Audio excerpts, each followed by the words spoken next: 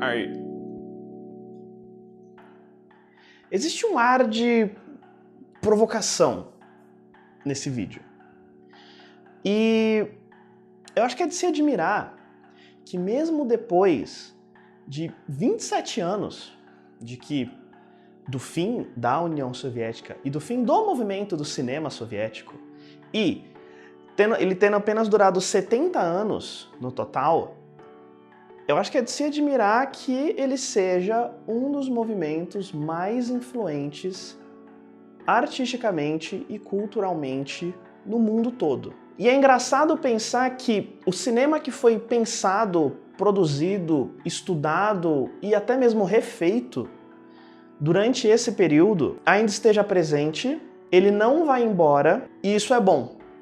E eu acredito que existem 3 bons motivos para isso acontecer. E que também por que isso acontece. O primeiro motivo é: filmes sobrevivem. Os filmes do cinema soviético, eles ainda estão largamente disponíveis em todos os lugares. Inclusive os, dos anos 20, dos anos 30, dos anos 40. Eles ainda estão disponíveis de forma gratuita em diversos lugares. Eles estão armazenados em coleções indestrutíveis e inalcançáveis.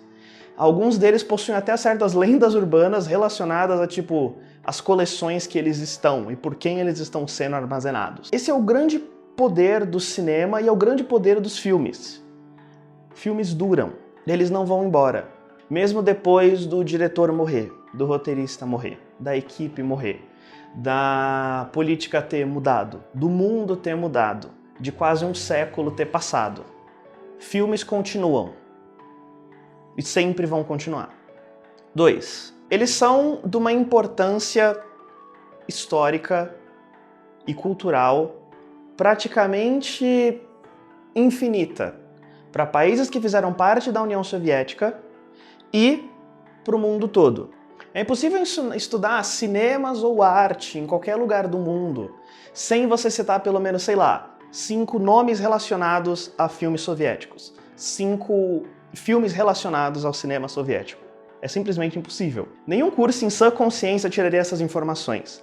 Elas são importantes, elas são o que faz o cinema ser o que é hoje em dia. E eles também quebram o estigma que era bem ruim, de que eles na verdade são filmes abertos, progressistas. Não são apenas propaganda. Eles falavam de assuntos bons, de amor, da juventude, de liberdade, de progresso, do homem na lua, de matar nazista. Importante. Das vitórias que a União Soviética tiveram contra os nazistas. O medo do Ocidente, o amor pelo Ocidente, a liberdade, os metafilmes. Esse é o legado do cinema soviético. E é por isso que ele nunca vai embora. Ele é completamente rico. Existem dezenas de centenas de filmes da era soviética.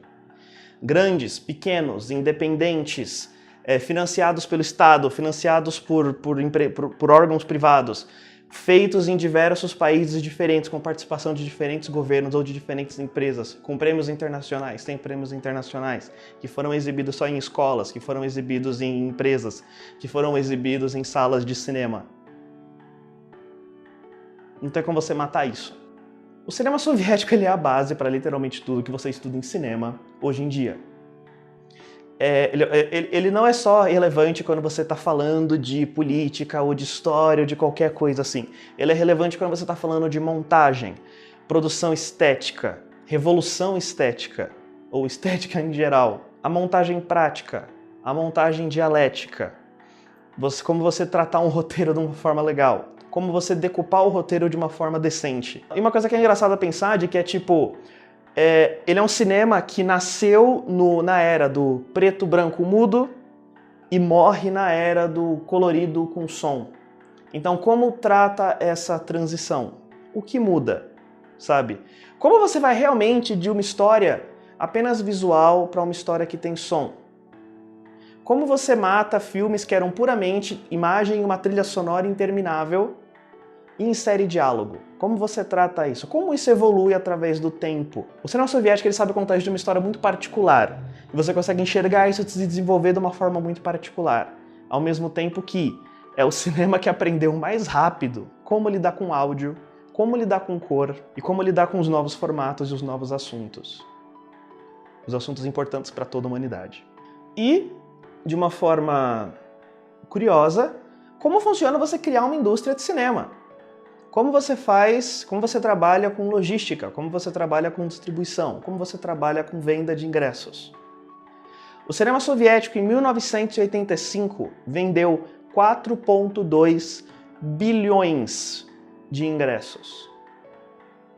Mais do que qualquer outro lugar no mundo, durante muitos e muitos anos. O cidadão soviético médio ia ao cinema pelo menos 14 vezes ao ano. E isso são dados que você pode pegar de relatórios de espiões americanos, espiões europeus em geral, que se infiltravam na União Soviética e traziam esses dados.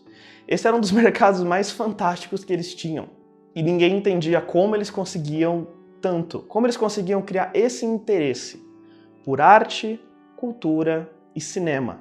E isso é uma coisa que a gente nunca deve também parar de tentar entender. Aí, entre 1991 e 1996, esse número de 4,2 bilhões de ingressos caiu, obviamente, para 50 milhões de ingressos, porque nessa época existiam coisas muito mais importantes do que ir ao cinema. Mas é curioso ver como essa queda é realmente drástica. O nascimento do cinema russo, ele não tem quase nenhuma influência, ou tanta influência quanto o cinema soviético teve. Isso é uma coisa importante de se colocar.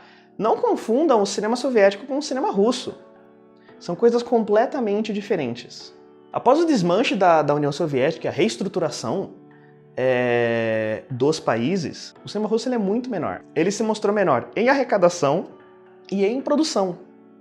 Então não confundam duas coisas só porque elas falam a mesma língua. Não quer dizer que elas são iguais. O cinema soviético, ele se estabeleceu em 1917, 1918, existe uma discussão sobre isso, até 1991. E ele finalizou de uma forma muito interessante. Ele terminou tendo lançado 18 filmes em 1991, dos quais 9 foram premiados no mundo todo. 6 foram produções com participação de pelo menos 3 países. Alguns tiveram produções até de 4 países diferentes. E países com crenças econômicas, políticas, sociais e religiosas completamente diferentes. E isso se estende por toda a história dele. A ideia de que o cinema soviético é fechado e cheio de propaganda é inocente e sem base. O cinema soviético ele é grande, até mesmo multicultural, internacional e muito importante.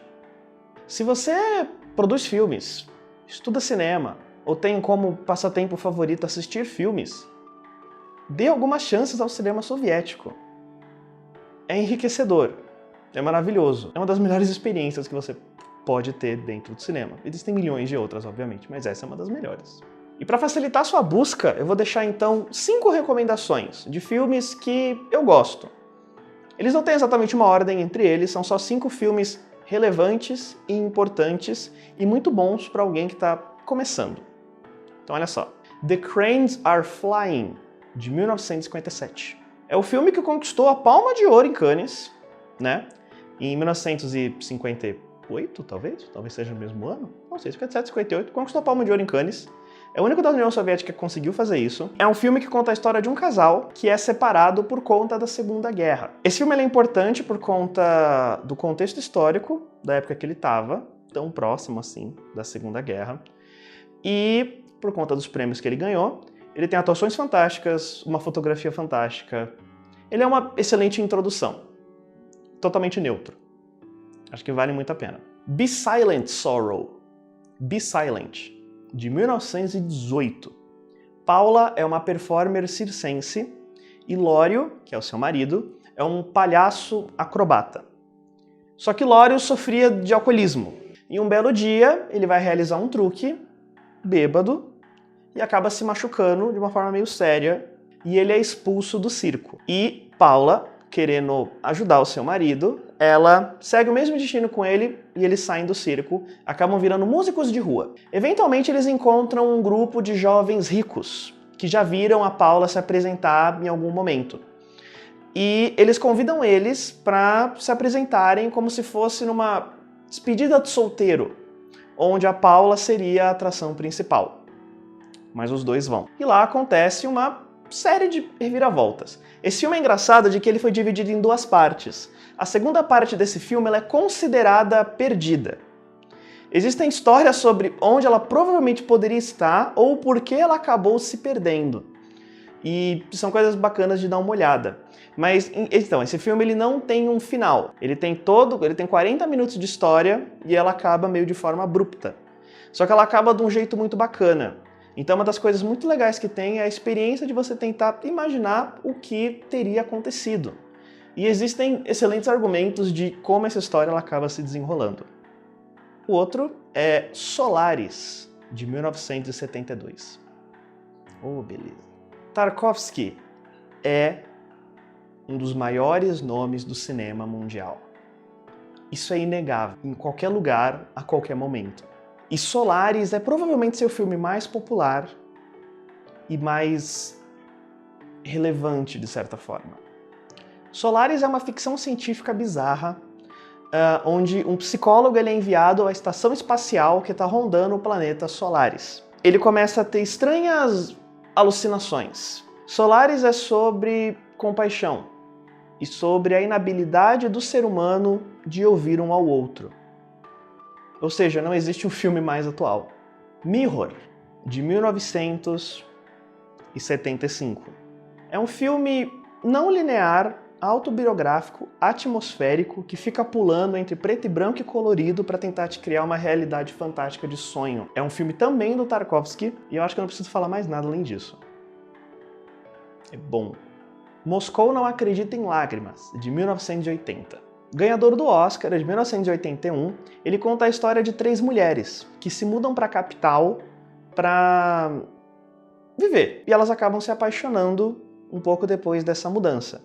E então o filme pula 30 anos para ver como essas moças evoluíram mentalmente, profissionalmente e o que aconteceu com esses relacionamentos. Bom, como dá para ver de acordo com as indicações, o cinema soviético é grande, plural e importante.